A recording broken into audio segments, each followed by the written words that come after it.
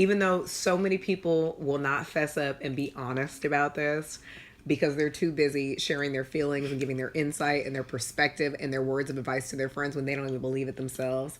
Social media is the death of your self-esteem, because so many people now start their interviews off by saying, do not let social media be the first thing that draws you in when you wake up in the morning. You open your eyes before you get a drink of water or before you even brush your teeth. You start scrolling on your Instagram because you're already feeling bad about everything, because you see all of these faces. You see all of these perfect physiques, all these perfect facades that are in your face with these great relationships. People that just got married, they're pregnant, they're experiencing all the joys of being pregnant. They're throwing they racks, rolls, stacks on top of racks and like on there, and you're just like, damn, I'm not doing sugar honey iced tea with my life. Like, what is going on? And all of that, it's almost like it downs you before you even go into the day. And it's the same thing with appearance. I feel like, and I say this because when I go back and I look at my old post on like Facebook and my old Instagram post, I was like, I look toe up from the floor up. Like whether it was me smiling with like a now ex boopies and just it being in the moment where we just had a good time. I wanted to share this. I didn't care how many likes I got. And now it's like we strategically be looking at insights on posts. If I post this at this time, this many people are gonna see it. I'll notice that I'll take a picture of myself and I'll be like, man, I look really good in this picture. I love this picture. I'm gonna share this picture. You don't do it with the ones you don't like. No. At least not without putting them filters on it through Photoshop.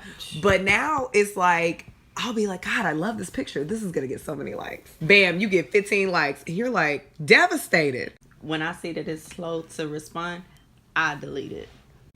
Yeah. I was like, I thought it was cute, but I guess not. Delete. And then you're scared because you're scared that other people are going to look at that and be like, oh, she ain't getting no likes on that. I'm going to just scroll past it too. It's like we're trapped in this mind frame. We are. And it's more so, it's conformity, but it's also validation.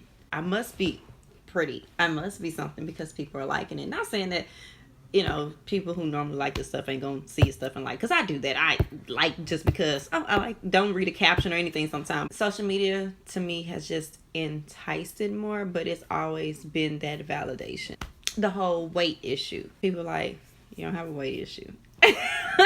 Like they'd be like, oh, stop talking about like we know you got 2 kids, you don't have no stomach, you don't have no like I'm told constantly I need to eat, I need to gain weight. And I was at a friend of mine's event and her mom saw me. She hadn't seen me since like high school or whatever. And she looked at me and she was like, you need to eat. And she literally shoved the plate in my hand.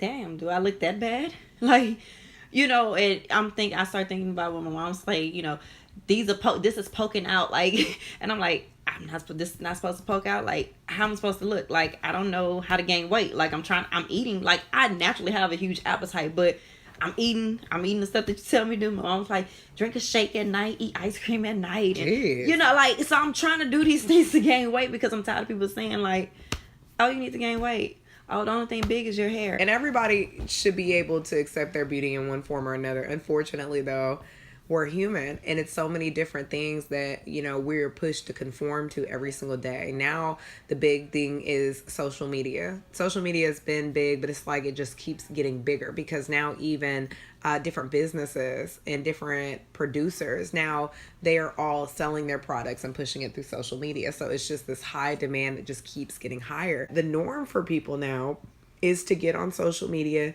and not just get on social media and post something that you're excited to post about, but to go on there and to compare yourself to everyone who it is that you see that pops up on your timeline. You know that this person's life is not perfect. All that glitters isn't gold. Most people are not getting on social media. Most people aren't even telling you in conversation that you have in person the stuff that they're really experiencing, what they're really going through. I'm not going to show you a selfie that I don't like. But also, I had to take it a point to where I was always trying to find, okay, what's a dope caption to put, like, with this picture? And so one day, I was just, like, in the midst of me realizing, like, girl, you going through, like, you grieving, but you don't want to grieve. Because my grandmother had just passed, and I was taking care of her. And I'm just like, your family is dependent on you now, and you have a lot on your plate, and you really trying to put this picture perfect thing out there, like you just really got it together. So one of the pictures I laid out there, it's like, this is how I try to look for you guys. I say, but I'm not. I say right now I'm at a place where I don't know what's going on. I'm scared as hell. I don't know what's gonna happen. I don't know what my next check gonna be. I don't know. I don't know if it's okay for me to grieve. My family is dependent. I'm trying to be there for everybody else. We look at others for inspiration, and there's nothing wrong with that. You know what I'm saying? It's nothing wrong to look at someone towards, as far as admiring and inspiring to be, okay, to they push can, you to want to be better, push you to want to be great. better, actually. But dang it, sometimes I'm not positive. I'm pissed off. I'm hurt. I want to cry. I want to do this. Is it not okay to feel those feelings? You have to remind yourself, to not fall victim to the social media. Consumes you. Yeah. Why are you doing it for them and you ain't did it for me yet? Like, you need to eat. I bet you hungry.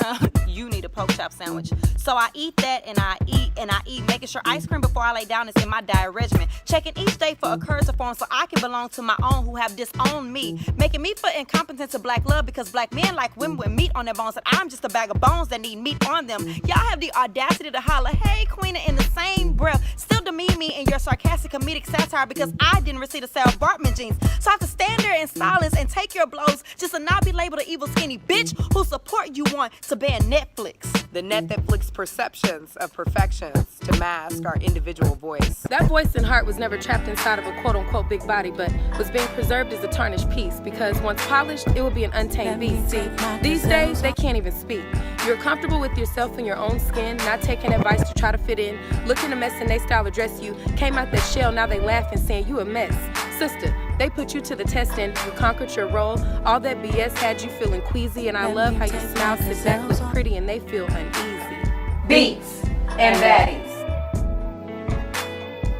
Let me take my time.